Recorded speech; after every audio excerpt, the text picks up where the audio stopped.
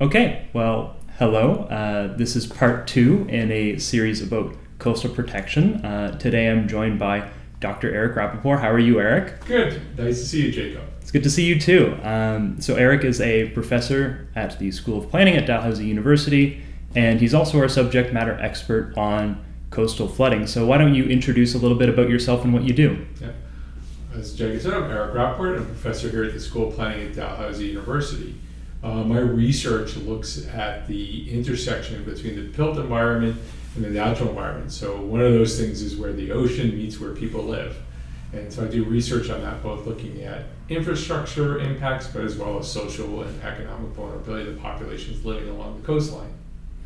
Thanks. So can you explain a little bit more about what sea level rise is and maybe why we should be concerned about it? Yep. So, sea level rise is something that's always sort of been going on. So take Nova Scotia, for example. During the glaciation, Nova Scotia was pushed up out of the water because of the downward force of the glaciers on the center of Canada. So we've been slowly sinking into the ocean. So we actually experience sea level rise regardless of the things that we're going to be talking about today, like climate change. When it comes to climate change induced sea level rise, then we include some other factors that we need to look at, which is the warming of the planet. So when it comes to that type of sea level rise, then we look at the oceans warming. And as the ocean warms, the water molecules expand. So we have that sort of expansion that makes the water separate and take up more land and slowly creep up along our coastline. And then the second part of it, of course, is the melting of the glaciers, for example, in Greenland. And with those melting, we also then have sea level rise taking place. So it seems like it's a lot of different factors all sort of playing into each other. So how is future coastal flooding actually calculated? Right. So it seems very complex, but basically what we rely on first is that inundation is what we call a permanent flooding of areas that might we'll see continuously. The first factor is that relative sea level rise calculation. And that includes, for example, us slowly sinking into the ocean. And then the second part of it is scenario-based sea level rise. So how quickly will the oceans warm up and how much more water will be added to the oceans? And so that's based off of modeling that's done by the Intergovernmental Panel on Climate Change. And so that group there makes a bunch of scenarios. So we have sea level rise, which in one future might be based off of us having lots of clean energy globally. And so we'll see very little sea level rise. But if we continue on an energy-intensive, oil, carbon-based economy, we'll see more sea level rise. And so we have different scenarios. So the worst case scenario that we often talk about in Nova Scotia for sea level rise is that relative rise of the sea, including a 1 meter sea level rise based on the worst case scenario that we might see here in Nova Scotia.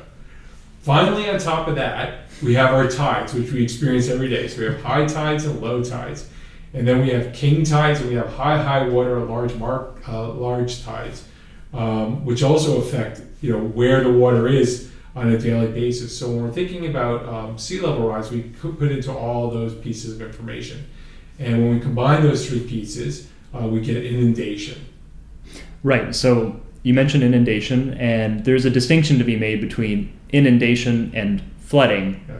Would you like to elaborate on that a little bit? Yeah. So now the issue is the flooding, and so that comes with, for example, nor'easters, which we're very familiar with in Nova Scotia, that creep us up in the fall, in the spring, and then of course we have hurricanes and the storm surges that come.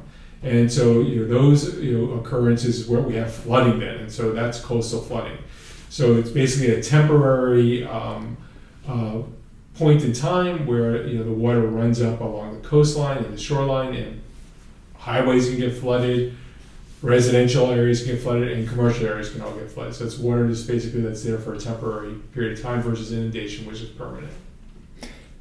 Right, and so municipalities sort of use this information in order to set requirements for things like elevation across the coastline.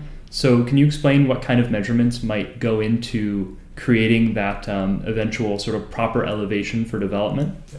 So there's two things to consider. First is how much flooding will go inland across the landscape from where the ocean currently is. So that's what we call horizontal flooding. And then we have the vertical flooding, which is the depth of the water. So we take into both of those things into consideration. We always have for flooding flood protection areas. So we have to consider the depth of the flooding and the extent of the flooding that crosses the land. So we put those two things together. And the depth of the flooding and the extent of the flooding is going to be determined, and it's going to be place by place based off of the physical geography. What is the height of the land? So it's going to vary from place to place. So one place which is flat, we'll see a lot more extensive flooding across an area, a lot more depth. In an area that has a steep slopes near the coastline may experience no flooding whatsoever. They might be quite lucky. Right, so it's sort of not just how far back your building needs to be from the coast, but also how high up it might need to be at the same time. Exactly. Yeah. Well, we're recording here in Halifax, and we know that there are some requirements already for building along the shore, but at the same time, we still actually see some residential development along the waterfront. So would you be willing to explain why that is the way that it is? Yeah. So there is development that should occur along the waterfront. So the first thing is like wharves and industry and commercial-based activities. And so those places could be flooded. They could be damaged in storms, and but it won't put anybody's personally at risk. But then we have residential areas that show up at the shoreline. And in a place like Nova Scotia, where they have tried to keep people residential properties from being at risk by looking first at the extent of flooding, but also then looking at the minimum elevation that a building can be built at. So we'll see sometimes buildings that have residential along the coastline, but they're usually built high enough so that the entrance won't be flooded. But that's not always the case. Sometimes we see commercial, residential, or mixed-use buildings where we have commercial on the first floor and residential on the second floor. So it's very high up. And we have a perceived idea that there's no risk then to that building.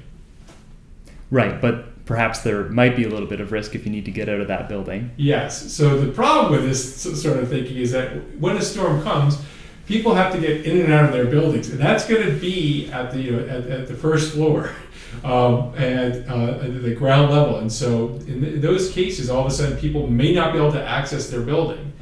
If you're in, for example, a high rise and the elevator goes out and the power goes out, you might not even be able to access any of the building.